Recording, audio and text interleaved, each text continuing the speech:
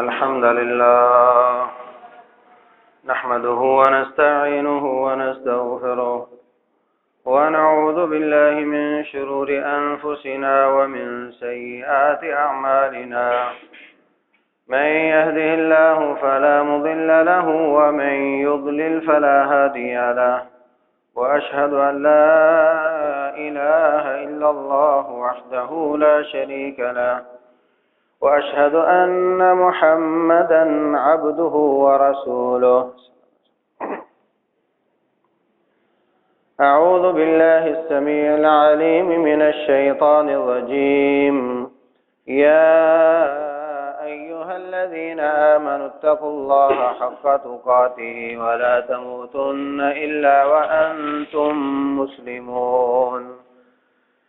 يا أيها الناس اتقوا ربكم الذي خلقكم من نفس واحدة وخلق منها زوجها وبث منهما رجالا كثيرا ونساء واتقوا الله الذي تساءلون به والأرحام إن الله كان عليكم رقيبا يا أيها الذين آمنوا اتقوا الله وقولوا قولا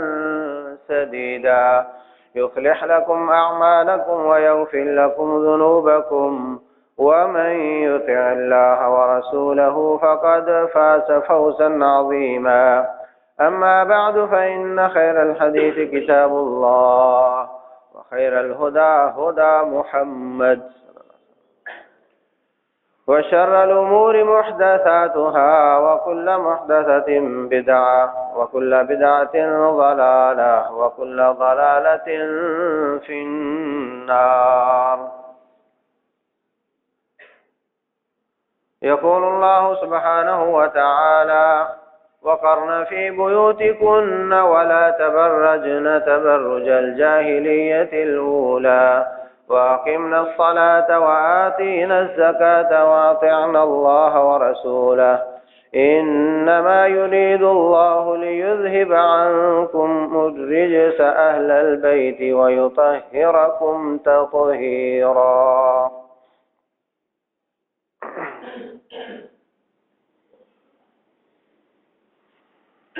سورہ احزاب کی ان آیات میں رسول اللہ صلی اللہ علیہ وسلم کی بیویوں کا تذکرہ چل رہا ہے. اگرچہ خطاب ساری امت کی عورتوں کو ہے،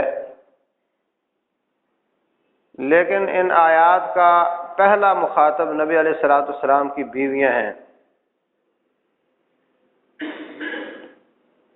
پچھلی 2-3 آیتیں بھی ان کو مخاطب کر کے نازل ہوئی ہیں، اور اس آیت میں اللہ فرماتے ہیں گھروں میں ٹکی رہا کرو اور جاہلیت اولیٰ کی عورتوں کی طرح جسم کی نمائش نہ کرو، نماز قائم کرو اور زکوٰۃ ادا کرو، اللہ اور اس کے رسول صلی اللہ علیہ وسلم کی فرما برداری کرو. انما یرید اللہ لیذہب عنکم الرجس اہل البیت، اے اہل بیت، اللہ تم سے پلیدیوں کو دور کرنا چاہتا ہے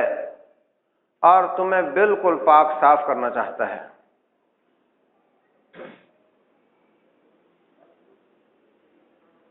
آپ کے گھر، آپ کی بیویاں، ان کو خطاب کر کے ان کو اہل بیت قرار دے کر رسول اللہ صلی اللہ علیہ وسلم نے، صحیح مسلم کی حدیث ہے، عائشہ صدیقہ رضی اللہ تعالی عنہا وعن ابیہا راوی ہیں، فرماتی ہیں کہ رسول اللہ صلی اللہ علیہ وسلم نے ایک چادر اوڑھی، صحیح مسلم میں ہے، اور علی بن ابی طالب، حسن حسین اور ان کی اماں فاطمہ بنت محمد صلی اللہ علیہ وسلم، ان کو اس چادر کے اندر کور کیا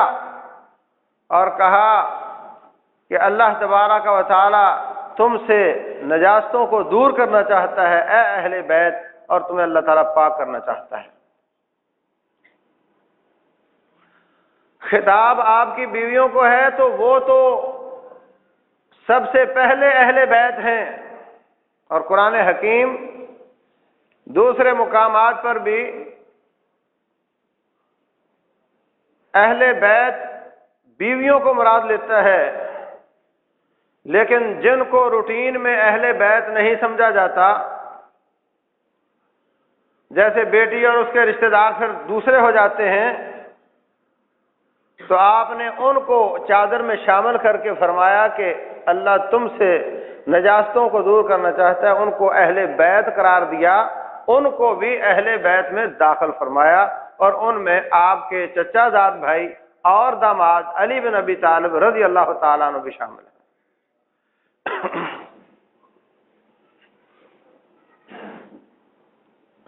میں نے پچھلے خطبہ جمعہ میں عرض کیا تھا کہ کیسے کیسے بلوائیوں نے، سازشیوں نے، یہودیوں نے یہ نظریات پھیلا کر کے نعوذ باللہ حضرت علی اللہ ہیں اور نبی علیہ الصلوۃ والسلام بھی واپس آئیں گے، اور حضرت عثمان پر طرح طرح کی جھوٹی تہمتیں لگا کر لوگوں کو اکسا کر، ان کے نام پر جھوٹے خط لکھ کر لوگوں کو اکسا کر مصر والوں کو، بصرہ والوں کو، کوفہ والوں کو جمع کر کے مدینہ پر حملہ آور کیا۔ انہوں نے حضرت عثمان بن عفان رضی اللہ عنہ کو شہید کیا، اور پھر حضرت علی رضی اللہ تعالیٰ عنہ کو مجبور کیا کہ وہ خلیفہ بنے، ورنہ ہم ان کو بھی شہید کر دیں گے۔ حضرت علی رضی اللہ تعالیٰ عنہ نے اس میں غنیمت سمجھی کہ ہیں یہ باغی، لیکن پھر بھی اس طرف آ رہے ہیں، معاملہ ہمارے ہاتھ میں آئے گا، ہم اصلاح کر لیں گے، ظالموں کو سزا بھی دے لیں گے۔ انہوں نے اس کو قبول فرمایا، اس لیے وہ خلیفہ راشد ہیں، خلیفہ رابع ہیں، رسول اللہ صلی اللہ علیہ وسلم کے داماد بھی ہیں، چچا زاد بھائی بھی ہیں، اور خلیفہ راشد بھی ہیں۔ نبی علیہ الصلوۃ والسلام کی بعثت، آپ کی پیدائش سے پہلے تقریباً 20 سال آپ سے چھوٹے تھے۔ تاریخ دان لکھتے ہیں کہ جب مکہ میں قحط پڑا، کھانا دانا کم ہو گیا، اس خاندان کی بہت عزت اور آبرو تھی، اور وہ چچا ابو طالب، اس نے نبی علیہ الصلوۃ والسلام کی بہت خیر خواہی فرمائی تھی، وہ آپ کی کفالت کرتا، آپ کی خیر خواہی کرتا۔ دادا اور والدہ کی وفات کے بعد اس نے پوری کفالت کا حق ادا کیا تھا، تو رسول اللہ صلی اللہ علیہ وسلم ایک دن حضرت عباس اپنے چچا سے کہتے ہیں، چچا آپ کا بھائی ابو طالب اولاد اس کی بہت زیادہ ہے اور قحط سالی پریشانی ہے، تو ایسا نہ ہو کہ آپ کو اللہ نے مال دیا ہے، ایک بیٹا، کچھ بیٹے یا کچھ اولاد کی کفالت ہم کر لیں، کچھ کی آپ کر لیں، اور کچھ ان کے سپرد رہنے دیں تاکہ ان کا بوجھ ہلکا ہو جائے۔ عباس رضی اللہ تعالیٰ عنہ آپ کے ساتھ گئے، ابھی اسلام کا ظہور نہیں ہوا۔ ابو طالب نے کہا، عقیل بڑا بیٹا میرا سہارا ہے، میرے لیے چھوڑ دو، باقی اولاد میں سے جو چاہو لے جاؤ۔ تو جعفر بن ابی طالب حضرت عباس نے لے لیے، اور علی بن ابی طالب رسول اللہ صلی اللہ علیہ وسلم نے لے لیے۔ اس طریقے سے حضرت علی رضی اللہ تعالیٰ عنہ نے آپ کے گھر میں پرورش پائی، آپ کی صحبت بہت زیادہ نصیب ہوئی۔ جب رسول اللہ صلی اللہ علیہ وسلم پر نبوت کا ظہور ہوا، فرشتہ آیا، پہلی وحی آئی، ابو بکر صدیق رضی اللہ تعالیٰ عنہ مسلمان ہوئے، تو آپ نے حضرت علی سے بات کی کہ یہ جو بت ہیں اپنے ہاتھوں سے بنائے ہوئے، بسا اوقات سفر میں جاتے بت اٹھا کر چلنا مشکل ہوتا، تو اونٹنی کا دودھ دھو کر مٹی گیلی کر کے اس کا بت بنا کے پوجتے، اور اپنی من بھر جاتا تو وہیں پھینک کر چلے جاتے۔ کبھی راستے سے کوئی خوبصورت پتھر ملا تو اس کو پوجنا شروع کر دیتے۔ کبھی اکیلا ہوتا، سفر میں ہوتا، دل کے اطمینان کے لیے عبادت کا دل چاہتا، کچھ نہ ملتا، پیشاب کر کے مٹی گیلی کر کے اس کا بت بنا کے اس کی پوجا کر لیتا۔ علی یہ تو کام اچھا نہیں ہے، یہ تو ہمارے معبود نہیں ہیں۔ ہمارا رب تو وہ ہے جس نے کائنات کو پیدا فرمایا، اور رب ذوالجلال نے مجھے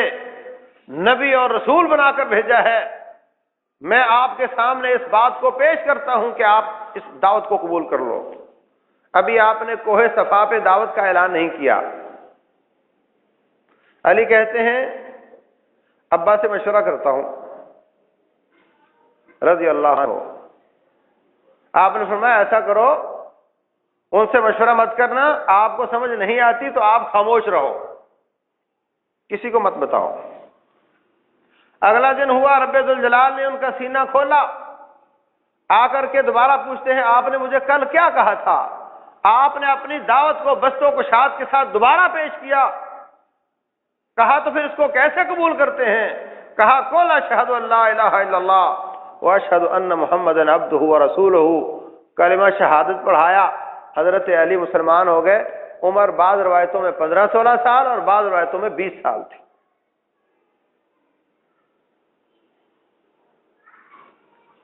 اس کے بعد پھر آپ نے ہمیشہ رسول اللہ صلی اللہ علیہ وسلم کا ساتھ دیا۔ کبھی ایسا موقع نہیں آیا کہ انہوں نے ساتھ نہ دیا ہو، الا یہ کہ آپ نے خود ان کو کسی کام کے لیے بھیجا ہو۔ ہر وقت ساتھ رہے۔ ہجرت کے وقت آپ نے حضرت علی رضی اللہ تعالیٰ عنہ کو پیچھے چھوڑ کے خود ہجرت فرمائی۔ ابوبکر صدیق کی صحبت میں آپ مدینہ تشریف لائے، اور اسلام اور ہجرت کے بعد پہلا معرکہ بدر کا ہوا۔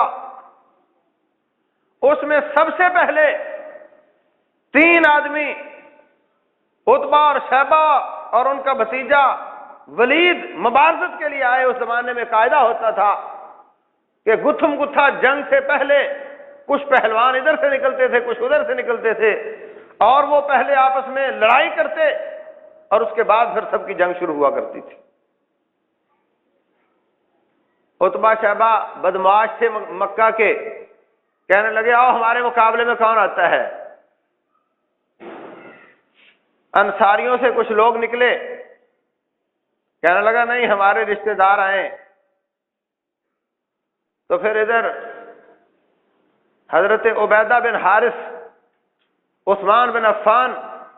اور علی بن ابی طالب نکلے رضی اللہ تعالیٰ عنہ۔ حضرت عبیدہ زخمی ہوئے، یہ دونوں زخمی بھی نہیں ہوئے اور ان کے تینوں ڈھیر کر دیے۔ حضرت علی رضی اللہ تعالیٰ عنہ کہتے ہیں، قرآن حکیم میں اللہ فرماتے ہیں ھذان خصمان اختصموا فی ربہم، یہ آپس میں 2 جھگڑا کرنے والے اللہ کے بارے میں جھگڑا کرتے ہیں، کہتے ہیں قیامت کا دن ہوگا، میں سب سے پہلے دشمن کے لیے مقابلے کے لیے بدر کے میدان میں نکلا تھا، قیامت کا دن ہوگا، اس آیت کے تحت میں رب